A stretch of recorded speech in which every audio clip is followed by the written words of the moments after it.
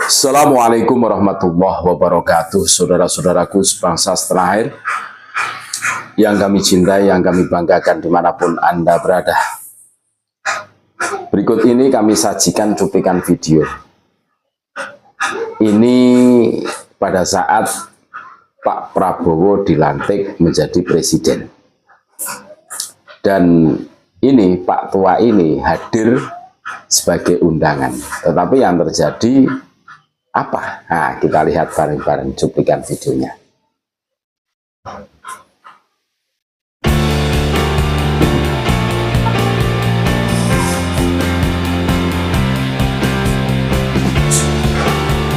Ini kan, jadi dicuekin, seakan-akan tidak punya harga diri.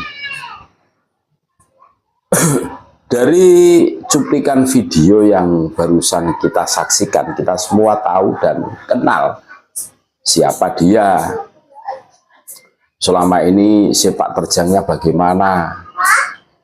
Kalau orang-orang Nusantara ini mengatakan sengkuninya Indonesia. Bahkan ini aktor yang di situ itu menjatuhkan atau melengsarkan Gus Dur. Dan tidak bisa dibuktikan karena tuduhan kesalahannya Gus Dur sampai detik ini. Ini sebagai hukum sebab akibat. Dan ini sebagai iktibar buat kita semua tentunya. Mentang-mentang di atas tapi lupa. Mentang-mentang berkuasa tapi lupa dengan yang di bawah. Berbuat atau berkata seenak semaunya sendiri, semena-mena demi keuntungan politiknya. Dan akhirnya Tuhan membalas. Ketika momen-momen yang penting, semua tamu undangan berbahagia atas pelantikan Presiden Republik Indonesia, ini malah dicuekin. Seakan-akan tidak ada orangnya. Ini menyakitkan. Tapi inilah karma. Menurut kami karma.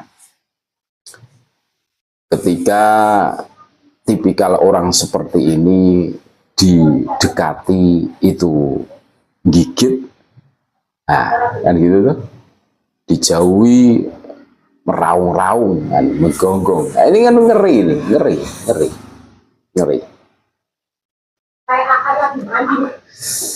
Sepak terjangnya jelas, bagaimana perilakunya juga jelas, sangat provokatif. Karena dalam bernegara dan berbangsa kita harus mematuhi.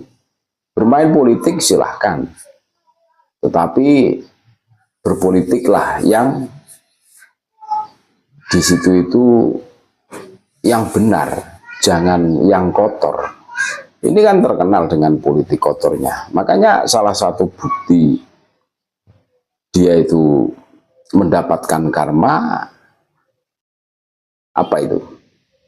Partainya itu direbut oleh menantunya sendiri, kan gitu tuh. Apa anaknya sendiri tuh, kabarnya seperti itu kan. Ini kan menyakitkan, terus bikin partai sendiri. Ini seharusnya menyadarkan. Ini sebagai iktibar buat kita semua. Berhati-hatilah.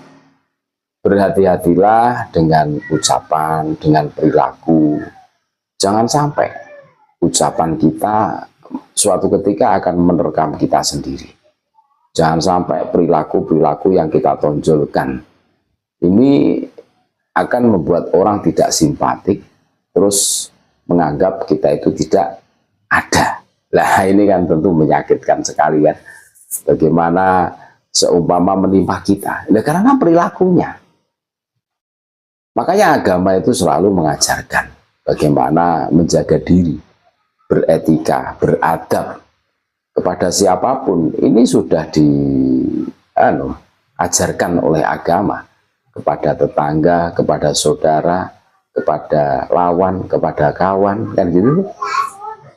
Dan kepada manusia, sekalipun manusia itu beda agama dengan kita, ini sudah diajarkan. Bahkan bagi saudara-saudara kita yang non-muslim, yang mau hidup berdampingan dengan kita pun kita harus menjaganya, menghormatinya.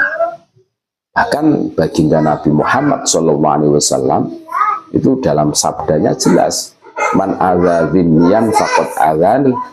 Barang siapa yang menyakiti kafir dzimmi sama saja menyakiti aku, baginda Nabi. Kafir dzimmi adalah kafir yang mau hidup berdampingan dengan kita dan mematuhi konsensus bersama, kesepakatan bersama. Itu tidak boleh disakiti. Sama saja menyakiti baginda Nabi Muhammad SAW.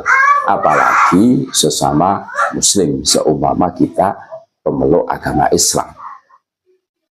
Nah, ini sosok Pak Tua ini tidak segan-segan membuli, bahkan di situ itu mengatakan yang tidak. Bahkan Pak Jokowi pun kena ini. Ini kan keterlaluan. Bahkan Gus Dur yang menjadikan Gus Dur presiden ini salah satu strategi politiknya. Tapi berjalannya waktu ternyata Gus Dur tidak bisa dikendalikan, tidak bisa disetir oleh dia. Akhirnya dilengsarkan dengan dalih Brunei Git, Bulog Git dan lain sebagainya, yang sampai detik ini tidak bisa dibuktikan kesalahan itu. Tapi Gus Dur sudah kadung lengser kan itu.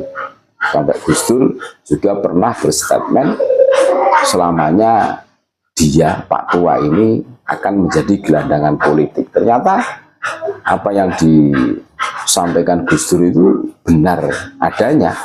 Ya, sampai detik ini masih berjibaku menjadi politikus.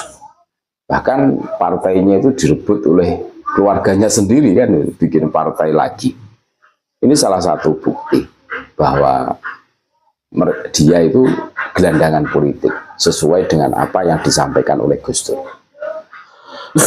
Seharusnya di usia-usia yang uzur ini lebih taqarrub ilallah untuk menyiapkan bekal menghadapi kematian tentunya.